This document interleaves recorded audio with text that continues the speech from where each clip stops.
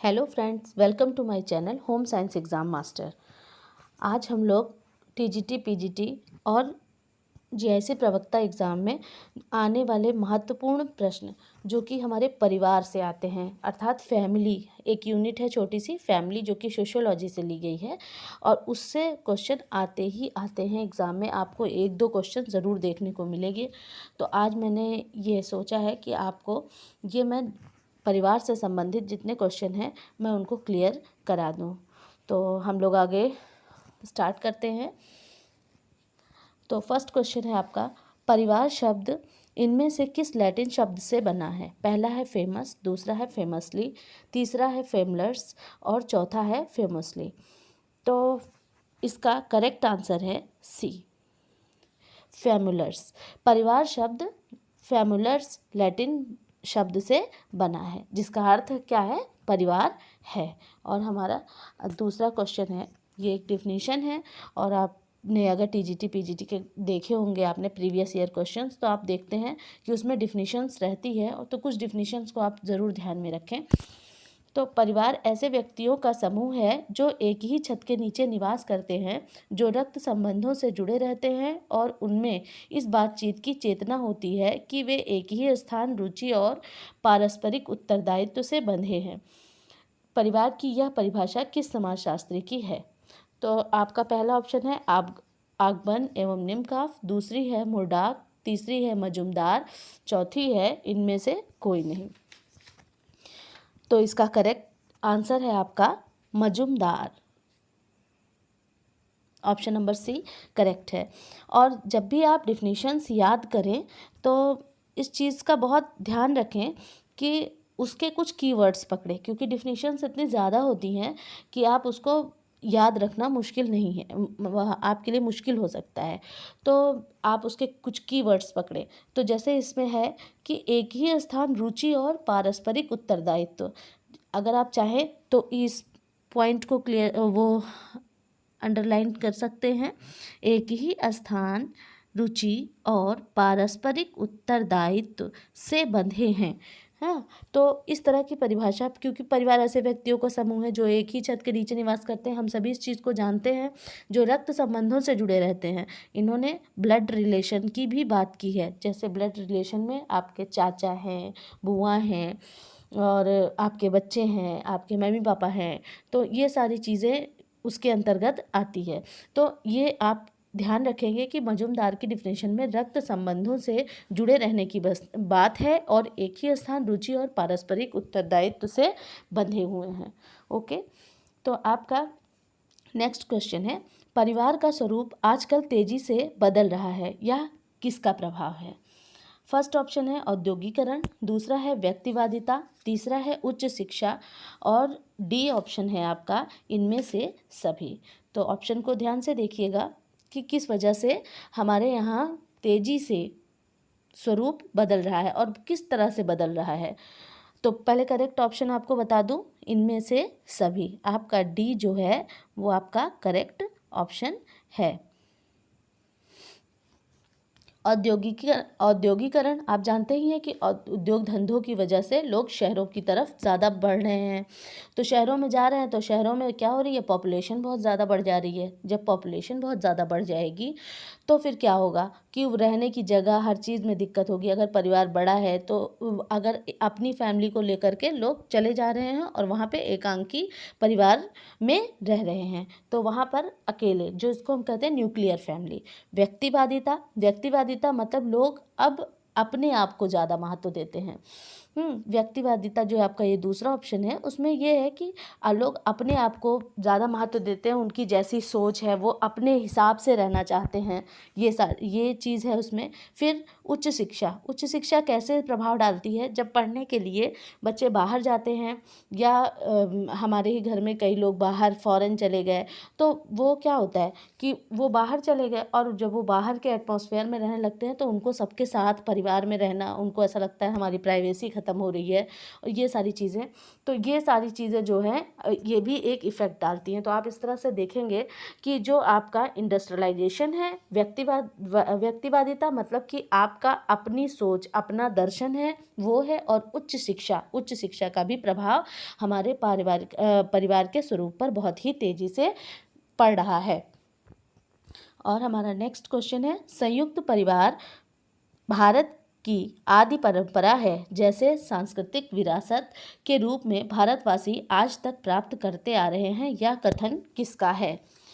First option है Max Muller, second है Kapadia, third है डॉक्टर दुबे, और डी है आपका IP देसाई। अब इसी में आपको दो डिफिनीशन मैंने इसलिए डाली है क्योंकि ये मैंने देखा है, और आप सबको भी मालूम है कि एग्ज़ाम में डिफिनीशन से कोई एक आध क्वेश्चन ज़रूर पूछ लेता है। तो आप डिफिनीशन को ध्यान में रख करके चलेंगे, क्योंकि ये छोटी छोटी चीज़ें हैं जो कि आपको बहुत अच्छा नंबर दिला सकती हैं। तो आंसर इसका है मैक्स मूलर। तो मैक्स मूलर ने इन्होंने कहा आदि परंपरा की बात की, संयुक्त परिवार भारत की आदि परंपरा है, जो कि मैंने आपसे बताया कि डिफिनीशंस में आपको क्या पकड़ना है, कीवर्ड्स को पकड़ना है। तो आप कीवर्ड्स को पकड़ेंगे तो भारत की आदि परंपरा है, जैसे सांस्कृतिक विरासत के रूप में भारतवासी आज तक प्राप्त करते आ रहे हैं, यह कथन किसका है? मैक्स मूलर का। तो जो हमारे मैक्स मूलर हैं तो वो भारत की आदि परंपरा की बात करते हैं। और इससे पहले जो फर्स्ट वाला डिफिनीशन मैंने बताई थी, इससे पहले सेकंड क्वेश्चन में जो डिफिनीशन थी, तो उसमें हमने बताया था आपसे कि आपका जो रक्त संबंध है उनके बारे में बात हो रही थी, और एक ही स्थान रुचि और पारस्परिक उत्तरदायित्व से भरे रहते हैं। तो वो किसकी है? जब रक्त संबंध की बात होगी तो वो मजुमदार की है, और जब आदि परंपरा की बात होगी तो वो मैक्स मूलर की है। और बढ़ते हैं हम लोग अपने दूसरे क्वेश्चन की तरफ। नेक्स्ट क्वेश्चन है, अधिकार के नाम पर इनमें से कौन सा परिवार है जिसमें कि बहुत ही ज़्यादा प्रभाव रहता है? किसका प्रभाव रहता है? परिवार का, पितृसत्तात्मक भी आप कह सकते हैं, पितृ परिवार, मातृ स्थानीय परिवार, संयुक्त परिवार और मातृवंशीय परिवार। तो इसमें क्या है? इसमें जो है ये आपका जो करेक्ट आंसर है, आप सभी इससे वाकिफ़ हैं, पितृ परिवार। पितृ परिवार क्या है? ये क्या अधिकार के नाम पे, मतलब जो भी फैमिली का मेंबर है, जितने भी मेंबर हैं उनका जो हेड अक्सर देखा जाता है, और हमारी तरफ तो बहुत ही ज़्यादा उत्तर भारत में आपके राजस्थान, हरियाणा, इन सारी जगहों पे देखा जाता है कि जो मेल है, जो हेड होता है घर का, वो अक्सर मेल ही होता है, और उसी का अधिकार पूरे घर पर रहता है। ठीक है। फिर मातृ स्थानीय परिवार, आंसर तो आपका ए हो गया, लेकिन मैं बता दूं कि होते क्या हैं। हाँ, तो आपका जो मातृ स्थानीय परिवार है, मतलब कि जहाँ पे माँ का रहने का स्थान है, उस जगह पे अगर आप जा करके रहते हैं तो वो मातृ स्थानीय परिवार आता है।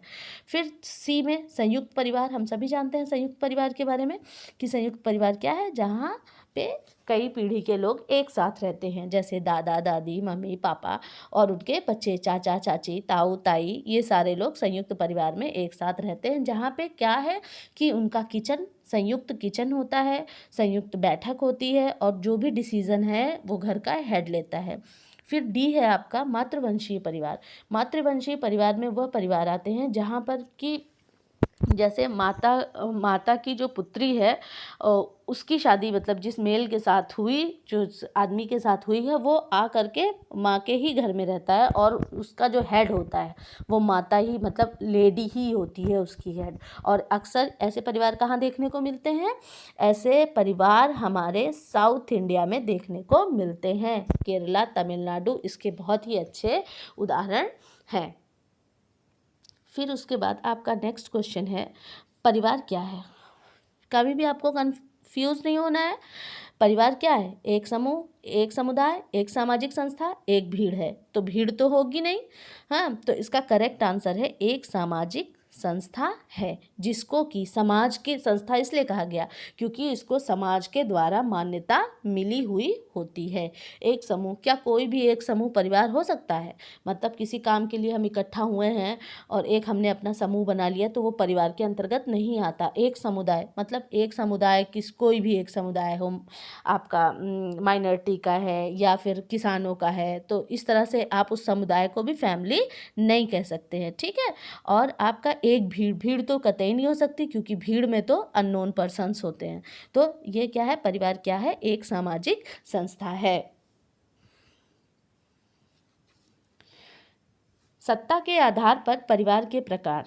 सत्ता के पितृसत्तात्मक, मातृसत्तात्मक, उपयुक्त दोनों, इनमें से कोई नहीं। तो आपके 7वें क्वेश्चन का आंसर है उपयुक्त दोनों, सत्ता के आधार पर। करेक्ट आंसर इज सी आपका करेक्ट आंसर है। सत्तात्मक परिवार में कौन हेड होगा? Father, male person. कोई भी मेल पर्सन फादर हो सकते हैं। एग्जाम्पल मैं बता रही हूँ, दादा भी हो सकते हैं, जिसके यहाँ किसी के यहाँ ताऊ भी हो सकते हैं, तो आप इसको समझ सकते हैं। और मात्र सत्तात्मक पे फीमेल।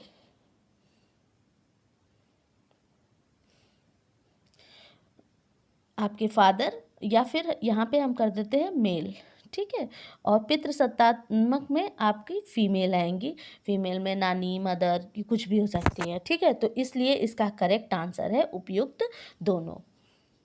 नेक्स्ट क्वेश्चन है, संयुक्त परिवार में सर्वोच्च स्थान किसे प्राप्त होता है?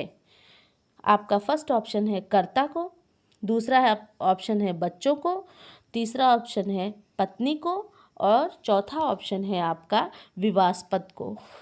हाँ, तो कोई विवादास्पद व्यक्ति तो परिवार का हेड हो नहीं सकता, इसलिए इसका करेक्ट आंसर है कर्ता को, ठीक है। ए, कर्ता को। कर्ता से मतलब क्या है? कर्ता से मतलब है कि जो काम करते हैं, जो सारे घर वालों को देखते हैं, देखने या सारी जिम्मेदारी लेते हैं, उन्हीं को क्या होता है? मतलब कि सर्वोच्च स्थान प्राप्त होता है। ये मेल भी हो सकते हैं और फीमेल भी हो सकते हैं, ऐसा कोई ज़रूरी नहीं है कि वो मेल ही हो या फीमेल ही हो। तो ये जैसे जो सबसे ज़्यादा परिवार की जिम्मेदारियां उठाता है, जो सबसे ज़्यादा कार्य करता है, लोगों की अच्छे से देखभाल करता है, वो उसके अंतर्गत आते हैं। तो बच्चों को तो कोई सवाल नहीं उठता, आपका बच्चों को वो नहीं है। पत्नी को अब मेल फीमेल में ये तो देखना पड़ेगा, लेकिन यहाँ पे इन्होंने देखी यही सब चीज़ें ध्यान। कर्ता कोई भी हो सकता है, तो पत्नी या पति ने कभी भी नहीं, जो भी आदमी जिम्मेदारी उठाएगा वही आपका हेड होगा। और विवादास्पद, ये भी क्वेश्चन नहीं होगा आंसर। फिर क्वेश्चन है आपका, संयुक्त परिवार में संपत्ति पर अधिकार किसका होता है? संयुक्त परिवार में संपत्ति पर अधिकार किसका होता है?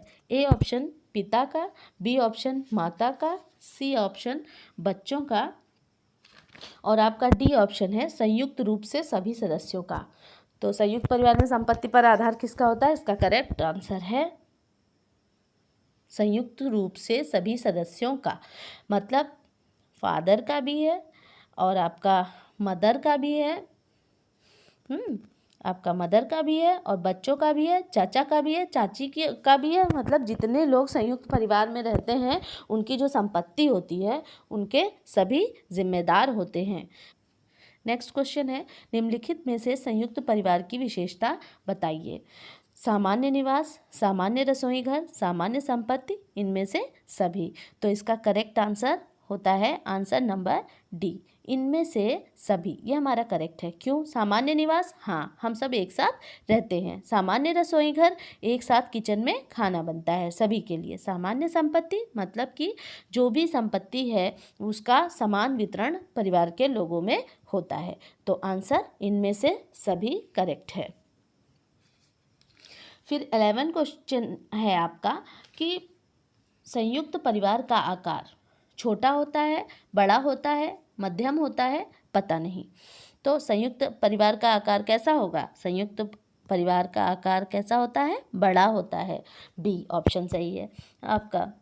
तो छोटा होता है, छोटा कौन सा होगा? न्यूक्लियर फैमिली का, ठीक है। तो ये हमारा आंसर नहीं है, मध्यम की कोई बात ही नहीं है, और पता नहीं का कोई बात नहीं जब बड़ा, क्योंकि आपको मालूम है संयुक्त परिवार में कई पीढ़ियों के लोग एक साथ रहते हैं, इसलिए क्या होता है, ये बड़ा आकार में होता है। Hindu society at cross road नामक पुस्तक के लेखक कौन हैं? तो के.एम. पडिक्कर, सर जादूनाथ सरकार, डॉक्टर घुरिये, और डी है आपका मैकाइवर। तो इसका करेक्ट आंसर है A, K M. Panikkar, Hindu society and cross road. आपने देखा होगा कुछ बुक्स के नाम भी कभी कभी पूछ लिए जाते हैं जो कि फेमस होते हैं। तो आपका ऑप्शन ए यहाँ पे सही है, उसमें कुछ याद करने लायक नहीं है, ये सब तो फैक्ट बेस्ड क्वेश्चन है, ये आपको याद रखने चाहिए।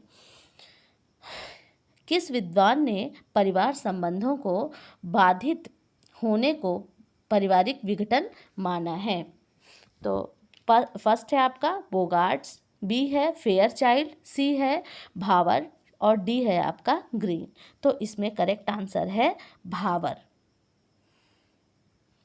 ये आपका करेक्ट आंसर है। आपका अगला क्वेश्चन है, परिवार क्या है? परिवार क्या है? परिवार क्या है? अभी ये क्वेश्चन रिपीट हो गया है, तो इसका आंसर यही है, एक सामाजिक संस्था है। नेक्स्ट क्वेश्चन है, परिवार के प्राणीशास्त्रीय कार्य हैं प्रजाति की निरंतरता बनाए रखना, यौन इच्छाओं की संतुष्टि, सी संतानोत्पत्ति, और डी उपयुक्त सभी। तो परिवार के जो आपके प्राणीशास्त्रीय कार्य हैं उसमें क्या होगा? तो इस क्वेश्चन को पहले आप समझिए कि जो बहुत ही आपके एसेंशियल वर्क हैं जो कि परिवार के द्वारा किए जाते हैं। तो प्रजाति की निरंतरता को बनाए रखना, हाँ, परिवार में हम रहते हुए प्रजाति की निरंतरता को बनाए रखते हैं। मतलब शादी होती है, ब्याह होता है, उसके बाद क्या होता है, बच्चे होते हैं, और फिर हमारी क्या पीढ़ियाँ चलती हैं। यौन इच्छाओं की संतुष्टि करना, अपनी यौन इच्छाओं की संतुष्टि विवाह के द्वारा की जाती है। सी संतानोत्पत्ति, मतलब संतान की उत्पत्ति करना, और डी है आपका उपयुक्त सभी। तो इसका करेक्ट आंसर होगा आपका डी, क्योंकि ये सारी चीज़ें आपके इसी के अंतर्गत आती हैं। नेक्स्ट क्वेश्चन, परिवार के मुख्य शारीरिक कार्य बताइए। परिवार के मुख्य शारीरिक कार्य कौन कौन से हैं? पालन पोषण, भोजन, शारीरिक सुरक्षा, इनमें से सभी। तो अगर हम एक परिवार में रहते हैं तो उसके मुख्य कार्य क्या हो सकते हैं? तो उसके मुख्य कार्य क्या, जो परिवार में रहने वाले सभी व्यक्ति क्या कैसे होते हैं, उनका पालन पोषण होता है, मतलब सब एक साथ पलते हैं, सभी को खाना मिलता है, चाहे कोई कम काम करता हो चाहे कोई ज़्यादा काम करता हो, और सबसे इम्पॉर्टेंट चीज़ की शारीरिक सुरक्षा। हम अपने घर में रहकर साइकोलॉजिकल मनोवैज्ञानिक रूप से अपने आप को सुरक्षित रखते हैं। जब हम कहीं बाहर जाते हैं उसके बाद वहाँ से अपने घर आते हैं तो हम जैसे अपने आप को काफ़ी रिलैक्स और सुरक्षित महसूस करते हैं। और लास्ट क्या है, इनमें से सभी। तो ऑल ऑप्शंस आर करेक्ट, तो आंसर इज आपका डी ऑप्शन आपका करेक्ट है। और ये फ्रेंड्स, आप मेरा वीडियो देखें, आपको कैसा लगा बताइए, अपने कमेंट्स दीजिए मुझे, लाइक करें, सब्सक्राइब करें। Okay, thank you.